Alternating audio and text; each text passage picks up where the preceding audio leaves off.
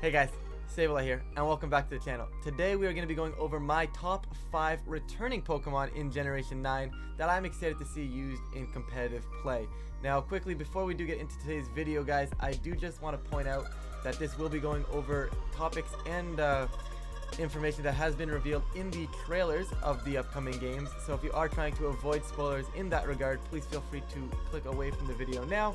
And that is your warning. Of course guys, this is entirely an opinionated video, so if you guys do have suggestions of yourself, think I missed something, want to mention what you guys are looking forward to as well, please feel free to leave a comment down below. I'm very interested in what you guys have to say as well. So let's jump into things with some honorable mentions here. It would help if I actually fixed my slides, but it's fine. The honorable mentions are working. It wouldn't be a Sableye video if something didn't mess up. But honorable mentions right here guys, and we're going to start with Arcanine and Tyranitar. And to me guys, just really quickly, don't want this video to be too long, but Arcanine and Titar for me personally are two just early metagame staples, you know? It's just two Pokemon that are going to be really good and previously, historically, have been good when the new generations get released, right? You had the Arcanine in 2017, you had Titar early Dynamax formats, you have Arcanine early Dynamax formats as well, right? And I'm sure I'm missing other examples, and it's just going to be really cool to see. I think you could also have some fun with terrestrialization with the Tyranitar as well. Obviously we saw in the trailer making it a ghost type, which I think is something that could be very cool to avoid some of those fighting moves. But with that, let's keep moving. Staraptor guys, personal favorite for me, probably one of my favorite intimidators in the game. And just being able to potentially change its typing now could be very cool, right? Like normal flying doesn't provide that much coverage, right? Now, being able to maybe change this thing into a fighting type, I think could be very cool. Just because you turn it, because it does get access to close combat, right? Now all of a sudden it gets stabbed close combat, could be something interesting. And I'd just love to see Staraptor make an appearance. Obviously, historically, hasn't seen too much usage, but that's something that could be used moving forward depending on the meta and depending on how things shake up. Obviously Florges guys, I think Florges is just honestly one of the fan favorites. Like personally, I think Florges is a really cool Pokemon. I just think it's a little lackluster as a mono fairy type, right? There's other fairy types with dual typings that just do Florges' job better.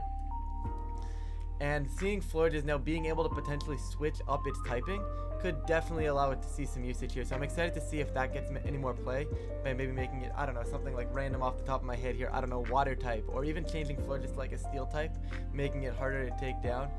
I don't know guys, top of my head, I do think you can do some cool things with Florges type changing if you wanted to waste your terrestrialization on that. But like I said, could be cool to see used. And Donphan for me guys personally is just a personal favorite. Honestly, I love seeing Donphan and I love using Donphan, so I'm definitely excited to see it come in.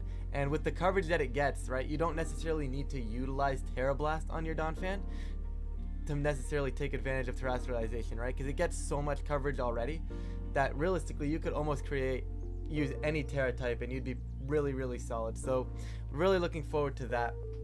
But those guys are my honorable mentions, and we're gonna jump right into the actual times now, the actual 5 I should say. But Murkrow, number 5 for me, coming in on the list.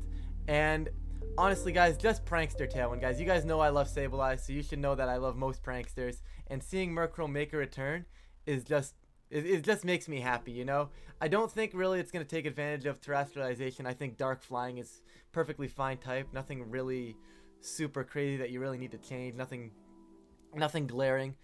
But honestly, just Prankster Taunt, Prankster Quash, Prankster Tailwind. Prankster Tailwind is the big one, especially now if Dynamic Speed does remain in Scarlet and Violet. Just because Prankster Tailwind, beside anything, is going to boost that speed. And that's something we haven't had access to beside Whimsicott, right? So seeing Murkrow make the return in Scarlet and Violet, I'm really excited to see what it can do. Moving on to number 4, just Seizor guys. Honestly, fantastic Pokemon, really cool looking Pokemon. I've always loved Seizor. We got to see a glimpse, if anybody was paying attention, to the the Brilliant Diamond Shining Pearl metagame when it existed for like that 1 month, when it was really like the new hip thing to get into, right? When it existed. I think I have some videos up on the channel of that as well. But guys, Seizor is an absolute beast. under the right circumstances. Obviously, Technician is your best bet. Technician, Bullet Punch, really, really solid. So I do think Terrestrializing to a Steel type is ideally your best play. Just drop the Bug type entirely. Just Terrestrialize, Steel type, Technician boosted, basically Adaptability boosted thanks to the Terrestrialization and Bullet Punch. Just gonna start packing a punch, guys. I do think it's something really, really solid, and generally it tends to see some usage in early formats as well. And we'll see how many fire types are in decks. We'll see how many different fire moves are in the game as well. But like, just honestly taking away the ×4 weakness and making it a ×2 weakness honestly helps Seizor out a ton, and I'm very excited to see how Seizor gets used with Terrestrialization moving forward. Keeping things going, guys, I want to see Hariyama come back. Like I said, similar to the Seizor here, we did see a glimpse of it in the Brilliant Diamond Shining Pearl metagame, but I don't know, to me, I love Hariyama, right? Just growing up and being raised on VGC in 2017, right? You had the Hariyama teams, right? The fake out, get the Trick Room up, be a beast under Trick Room, right? To me, that's where I learned to play VGC, and seeing Hariyama make its return, and potentially in another, most likely regular regional format decks, a regional dex format I should say, but either way, just access to fake out, massive close combat, being able to potentially terrestrialize as well. I don't think you'll need it, because I do think mono fighting isn't a terrible option for Hariyama. I do think it's very nice because there's not too many mono fighting types out there, or there's not too many viable mono fighting types out there I should say. But regardless, I do think it could be cool with some terrestrialization. Maybe you want to make this thing a water type, makes no sense, but just off the top of my head, I don't know, guys. You could change this thing, maybe even mono fairy. Does Hariyama get played off? I think it might. I don't know, mono fairy Hariyama could kind of be cool. I don't know if it actually gets played off. I'm completely speculating right now, guys, of course, but it would be cool to see maybe even dark type for like knockoff stuff if it still gets access to knockoff. Stab knockoff, excuse me, could actually be very, very cool as well, especially under Trick Room, right? Take away an item and big damage as well, right?